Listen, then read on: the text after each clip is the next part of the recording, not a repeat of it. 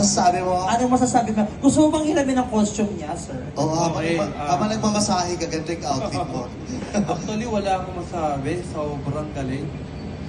Sa performance, sa costume, panalo. Costume Manalo and na ako performance. talaga. Grabe naman, John. Thank you very much. And this time, ano man ang comment ni Kuya Dennis? Costume, perfect. Sakto-sakto dun sa kanta niya kasi yan yung nasa movie. Tapos stage performance, magaling, sobrang galing. Mataas yung range ng boses. Hindi masasabi ko, sobrang galing.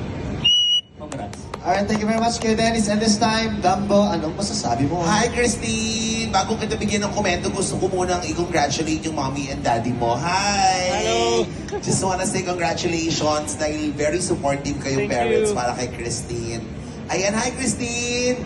Grabe, pinagandaan mo talaga tong araw na to. Yan yung sinasabi namin dito na talagang kapag umakyat sa stage at pinagandaan, ibig sabihin, may dahilan. Ang dahilan ay gusto talagang makapasok until finals, di ba?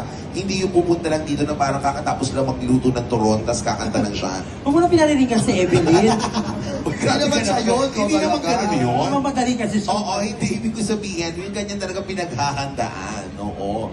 Ayan. So anyway, Christine, stage presence, oo, maganda. Mukhang pinapractice talaga. And then, of course, yung talent nandiyan na sa'yo. Ang kapal ng boses, buong buo, bata ka pa, so mas gaganda pa yung range ng boses. Tapos yung, of course, yung originality, like yung ginawa mo ngayon, yung outfit and everything. And of course, yung costume, pinagandaan, talagang naglagay ka pa ng mga itim na sitaw dyan. Ang ganda. Ganda tingnan ng itim na sitaw mo. Saan yung sitaw dyan? Sitaw ba yan? Kasi sitaw. Yung dala-dala niya? Ah, hindi sitaw yan. Akala ko sitaw. Ano ka ba? Hindi sitaw Ano, yan. ano yung walis yan? Akala ko sitaw na ano, pinaritong sitaw. Ayan. Sunog na Gaga! Hindi mo ba alam yan? Yan yung buhok mo.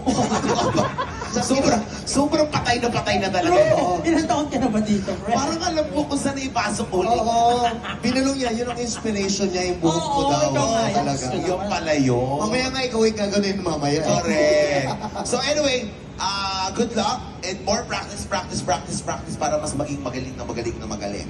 Okay? Yes. And wag mo nang magjujowa. No? Kailangan Bata pa. Correct. Ikaw ba, kailan ka, unang nagka-jowa, ilang taon ka 7 years old. Mas bata ka mabali. Oo, tapos 3 years old ako nung nakauna kong experience. Ay, kanino? Kay Eva. Pamangkin naman. Ano pala yung tito mo? Oo. So anyway, congratulations, Christine. Yes. And good luck. Salamat, Christine! At syempre, salamat sa mga judges natin sa kanilang mga comments sa performance ni Christine. And this time, huwag na natin patagalin pa, tawagin natin ating next